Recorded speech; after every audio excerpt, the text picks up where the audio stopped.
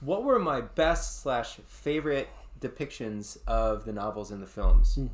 Number one, the entire prologue sequence at the beginning of the Fellowship of the Ring, where like Galadriel is doing the voiceover. The world is changing. Yeah, I can like feel it in the earth, smell it in the air. It's really awesome. They did a great job summing up with the like Elvish quietly underneath. Yeah, so cool, so cool. I mean, right at that very moment, you know that you're entering into a really good movie. Like I think, or at least you get the sense that the people who made this are taking it very seriously. I think that whole sequence was done really, really, really well. And it would be difficult for any writer to try and sum up basically thousands of years of history and just compile it all together so that we know where the story's going to start and like what all the key players are, who the bad guy is, why he's so bad, why the ring is so bad. It's pretty cool. Yeah. What do you think of it? Yeah, I love the prologue part. Everything. Those elves lining up in a line. The battle and fighting the orcs at the bottom of Mount Doom, and when Sauron comes, and I'd never seen anything like that in a movie. I mean, now it's 20 years old, but when he's hitting and there's like 40 guys being thrown across the field, you're like, wow, that's pretty cool. I remember thinking, that was one of the parts that they had done early, because most of it is CG, I'm sure, but that showed up in the first trailer that I saw for Fellowship of the Ring. Yeah, and I had heard they were making the movies, and I was skeptical. Like, this is probably not going to be very good. You know, like, this will ruin the studio. And then I saw the trailer, and you just see an ocean of soldiers, like, marching towards Mount Doom. And you're like, this is awesome. This is going to be great. Yeah, I like that. I think the sets in general were good. Like, when I looked at the Shire, it kind of, like, it sort of was like, yeah, that looks like a really awesome place where hobbits would live this like idyllic life, you know, just farming and keeping to themselves, and it was so green and beautiful. And you know, I noticed that's one thing too, and it comes from Tolkien, because that's part of his Catholic idea, is the goodness of nature and all that kind of stuff, and how our free will acts on these things. Because, you know, just like, for example, at the Battle of the Two Towers, and it starts raining as soon as the orcs arrive, and then when they're crossing to get into the mountain, and Saruman's like casting a spell and the snow's going crazy. And so, but I think the sets, the Shire especially, though, that beginning, and even the little music, the music like, was just awesome. Yeah, the music for the movies is really, really good. All three of them have great music. Did I tell you I stole a part of the Shire? No. So I went to New Zealand, and I took a church group because we were going to World Youth Day in Sydney, and I figured, well, if we're gonna go to Sydney, we might as well stop off in Middle Earth, right, for like a week before we go and see the Pope, right?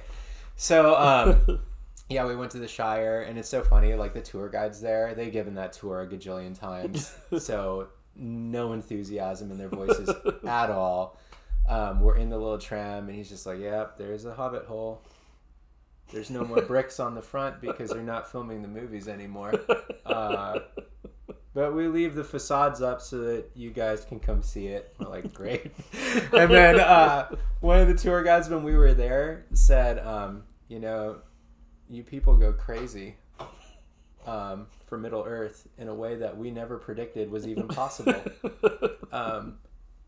We've had people show up dressed as elves so that they could read elvish poetry underneath the party tree in the Shire. And it's just a bit much. And I was like, geez, who would do that? I'm like shoving my elvish costume. Star Trek convention. Who would do that? You and Elfirs, have you even kissed a girl? So, fun fact, what is it? Bag End is completely empty. Oh, really? The interior is just a storage room. Yeah. So the interior shots are all completely done in studio, and they had to do that too because of the height. Yeah, the way that they did all of their camera tricks for the hobbits and stuff. So anyway, that was a good aside. Okay. But anyway, while I was there, I did steal a brick. It told me it was not allowed to take any remnants of the set home, and I said, well, there was a priest once that told me that rules, especially human rules, were meant to be broken. So I figured this will be one of those times. Yoink.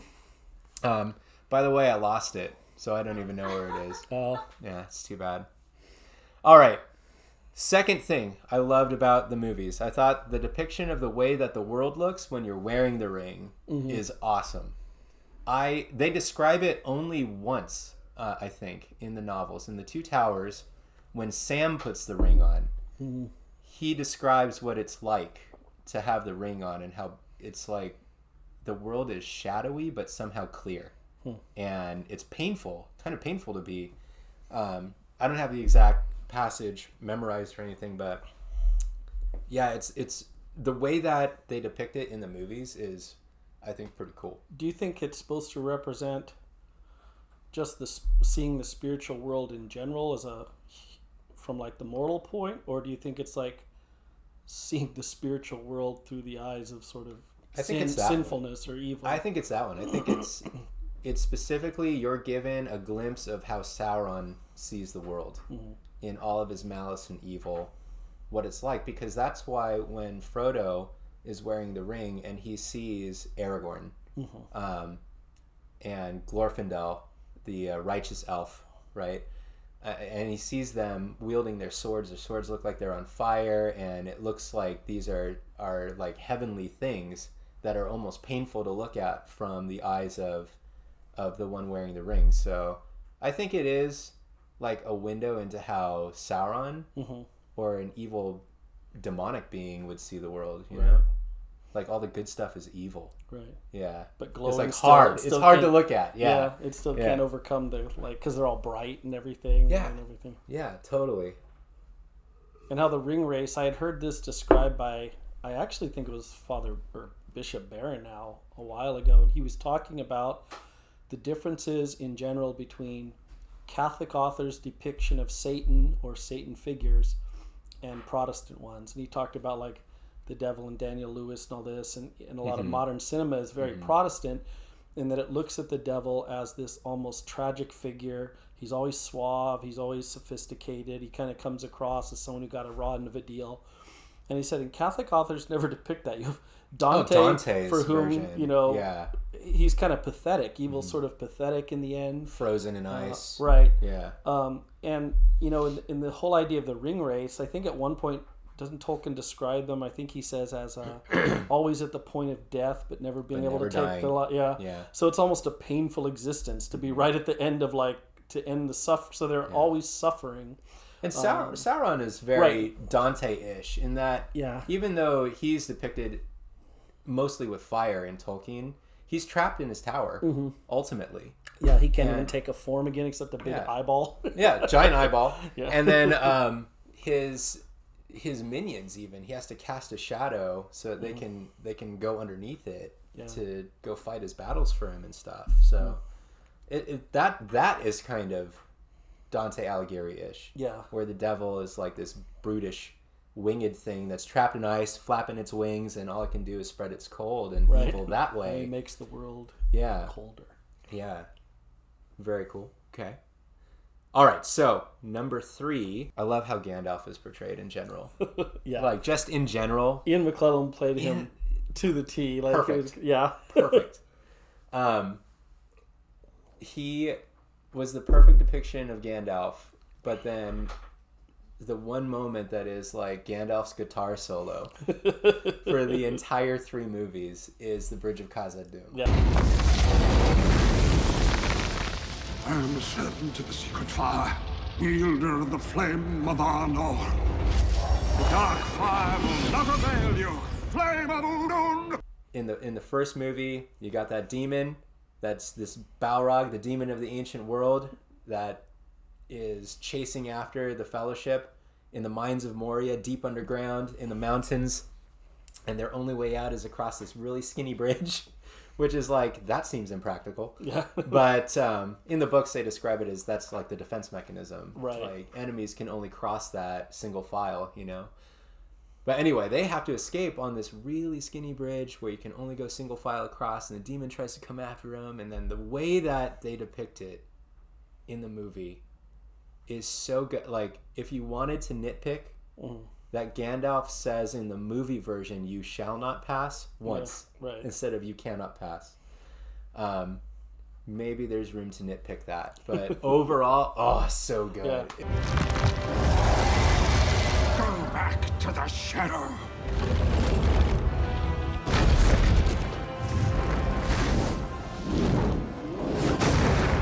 You shall not pass!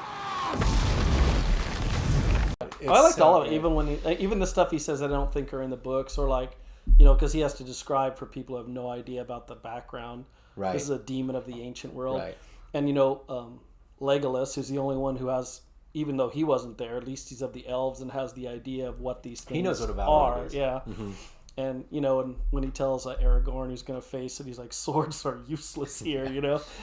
And, of course, always the best part is always cranky to the end. Even as he's about to die, he's all, fly, you fools. Yeah. So tight. What are you watching me for? I love it. I love how cranky he is in general. Yeah, that I do love that scene too. And he's this tiny figure, but the wielder of the sacred flame of Arnor. Yeah. And Udun, which is the name of Sauron's original master, the real satanic figure. Morgoth. Morgoth, and that was one of the names of his great underground citadel and stuff. The ones, like, I guess, shaped the entire north of Middle Earth at one, or of Beleriand at the one time. So, yeah, everything about that, and you know the like light goes around him, and the like sword like shatters on it and stuff, and this huge monster. They had to do it that way too, or else you would have because Pete Jackson knew this is the moment that could, if I do this in any other way than the way it's written, the fans will just revolt. Doesn't matter how good anything else in the movie was. If I don't have Gandalf doing this one thing the right way, it's over. The movie fails. Gandalf has to say, "You're the flame of Udun, and I'm the wielder of the secret fire. You know, the flame of Anor, which is the creative flame. Right. So he's the wielder of the flame of creation, which is awesome. Dark fire will not avail you. Yeah. This is so cool. And then that he holds up the staff and the sword with the white flame around him and stuff. Yeah. Oh man, it's beautiful. It's beautiful. And the effects, they absolutely hold up for that sequence. They do. So okay, Gandalf in general, amazing job, Ian McKellen. Fourth thing that I like that at the end of Fellowship of the Ring, Aragorn is given something heroic to do. Mm-hmm. He has to fight orcs and stuff, and willfully reject the ring. Right, that was a good part. Frodo offers it to him, and he goes, "No, can't do it." And then he almost our friend Andrew, he mentioned that it always reminded him of it's as if Aragorn signs the cross on himself when he puts his sword up to himself, and he goes and meets the orcs. It's so awesome. But in the books, Aragorn basically doesn't have any of that. Yeah. He realizes that Frodo is missing. He goes to look for him. Then the orcs attack the camp while Aragorn is out looking. Then Aragorn realizes, oh wait, maybe I should go over here. And he goes down. The orcs are already gone. And so there's none of that, I need to heroically decline the ring. I need to fight orcs and then talk to and there's no that whole scene's great too. There's no forgiving of Boromir either in the books. Boromir's just dead in the books. So I think, right? Doesn't Boromir just die? I can't remember. Aragorn I know arrives, he's against the gone. tree with all the tons of the arrows already in him and stuff. And not to critique Tolkien. Yeah. And to suggest that Pete Jackson did it better than Tolkien, but for a movie, Pete Jackson did. Yeah, that whole scene I think was did great. A solid on him. When they're fighting, then you hear the horn, and he's all Boromir, and they all go running, and and they're running. The orcs are just running next to him after the hobbits. It's this crazy There's that one overhead shot that they do, where you can see Aragorn running up, and he slashes at one of them, and then you have all the orcs scattering down like cockroaches and stuff. Yeah. And then you see Boromir fighting off a bunch of them. The camera work in the movies is really good. Yeah. Overall, it's very poetic camera movement, So Amon Hen, that scene, very cool, very good. So you've got Gollum down, huh? Didn't you like it? Gollum, yeah. Yeah. Andy Serkis, I don't know how you pronounce his name.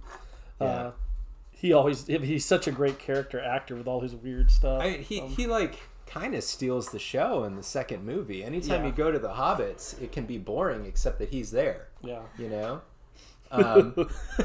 Frankly, it's kind of boring to move away from like warfare and Rohan at Helm's Deep and then have to see like basically little two guys just hobbits walking across the desert and stuff in different places. Yeah. But he's portrayed in just amazing fashion. Andy Serkis does a great job with Gollum. And it is so tragic, you know, I mean, as Tolkien portrayed him, and it is so tragic because you get the feeling that he really was changing as the ring was no longer like totally entirely bound to him, but he was still attached to it through his like sins, you would say, but which makes it all the more sort of sad, you know, that in the end he kind of You definitely get that more from the movies than the book. Yeah, you do. In the book, in the Two Towers, it's like totally Gollum is just a little sneak, man, like the whole time. You just think, when is he going to turn on these two? I had seen something that he wrote about Gollum, but I can't find it right now, Tolkien, but it was really funny where he was answering a letter from someone saying, yeah, of course, if you look at Gollum, that Frodo was a fool, that he had to know the entire time this guy was not going to change, he was going to betray him, and yet still Frodo, kind of in that Christian way, is still offering forgiveness because of what he's heard Gandalf say and because of everything else. mentorship. He goes against his own judgment. So Gollum stole the show for me with the second movie. Anytime they go to the Hobbits, but okay, the Siege of Helm's Deep. For me, that's number 6. Okay. The Siege of Helm's Deep, especially that big climactic charge of the Rohirrim at the end when Gandalf shows up, you know, and like you have that whole epic sequence of the king decides to like ride out and meet the enemy one last time. Yes. Yes. The horn of Helm Hammerhand shall sound in the deep one last time. With Aragorn and like the whole court behind him, and they charge down the ramp. Fell deeds awake. Now for wrath, now for ruin, and the Red Dawn. And then up on the ravine, you see Gimli blowing the Gimli. horn. I mentioned earlier the ravine. Yeah, when Eomer and Gandalf come. Gimli's lungs, man.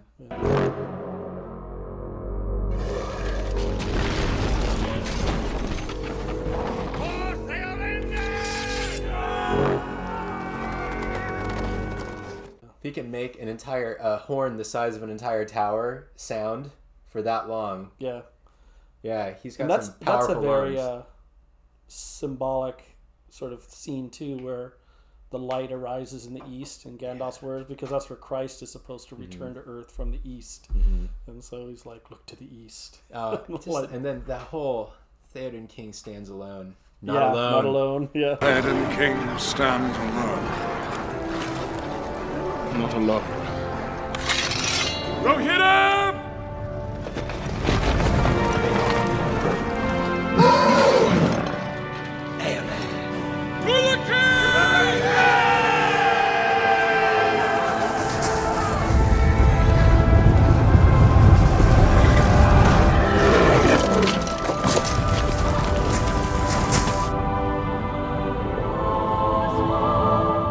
And then they charge down. I actually like that scene more than the Ride of the Rohirrim in Return of the King. Oh yeah. When they show up on Pelennor and they wipe out. Oh right. Yeah. I actually. I do too. I love it. It's done so well. And also there's just something about like an avalanche of horses coming down a hillside that's just something you've never seen before. Yeah. You know? Yeah, the epicness of that movie, all those battle scenes of crazy amounts of soldiers and stuff was awesome. I found the thing that Tolkien wrote. About Gollum? Yeah. Another petition. It's interesting. He says, another petition of the Lord's Prayer brings Frodo's plot line to conclusion. Forgive us our trespasses as we forgive those who trespass against us. It is Frodo's forgiveness of Gollum which finally saves the day when Frodo's will gives out and Gollum has to bite off Frodo's finger to get the ring. But he says, at this point, the salvation of the world and Frodo's own salvation is achieved by his previous pity and forgiveness of injury. At any point, any prudent person would have told Frodo that Gollum will certainly betray him and would rob him in the end. To pity him, then, to forbear to kill him, was a piece of folly, or a mystical belief Frodo had in the ultimate value in itself of pity and generosity, even if disastrous in the world of our time. He did rob him, and he did injure him in the end, but by a grace that his betrayal was at the precise juncture when the final evil deed was the most beneficial thing anyone could have done for Frodo. By a situation created by his forgiveness, he himself was saved and relieved of his burden by Gollum. That was Tolkien? That's Tolkien's own assessment of what it was. But I thought writing he wasn't writing it from a Catholic perspective. Yeah, I know. He was writing to the Jesuit priest Robert Murray S.J.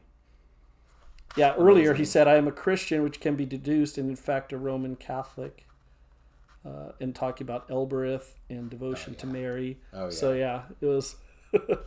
Yeah, I don't know how you could have that written testimony from Tolkien himself and say that he wasn't writing this from a Catholic perspective at all, or it wasn't infused with his Catholicism. It's obviously there.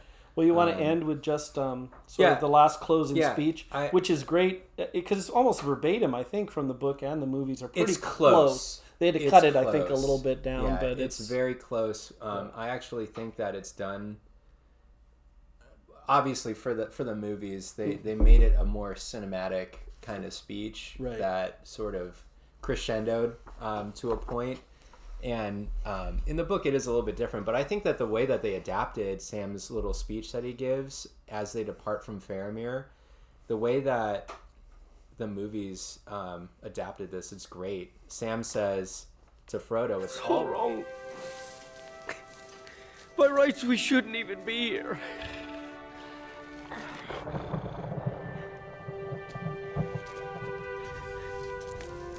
We are. It's like in the great stories, Mr. Frodo, the ones that really mattered. Full of darkness and danger they were, and sometimes you didn't want to know the end. Because how could the end be happy? How could the world go back to the way it was when so much bad happened? But in the end, it's only a passing thing, this shadow. Even darkness must pass. A new day will come, and when the sun shines, it will shine out the clear.